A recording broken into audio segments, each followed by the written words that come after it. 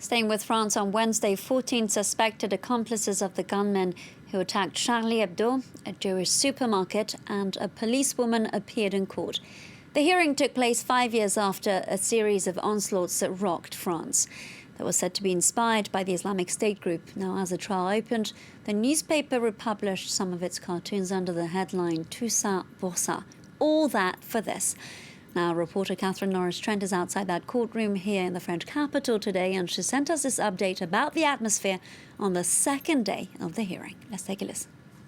This is really a trial like no other here in France at the moment. As you say, security is extremely tight. 2 rings of police checks to get through before you can even enter the building, and then everyone is searched munitiously. There is a great deal of attention centred on this trial, and there is, of course, a fear that it could be the target of new violence. Members of the staff, the editorial staff of Charlie Hebdo, are themselves here attending the trial, and of course the magazine just republished cartoons featuring the Prophet Muhammad on Wednesday, the opening day of the trial. So that has raised the security here another notch. But it's also a very emotional trial because this was the first major terrorist attack that France had seen, and went on to be so many others, of course, later in 2015 and the years that followed.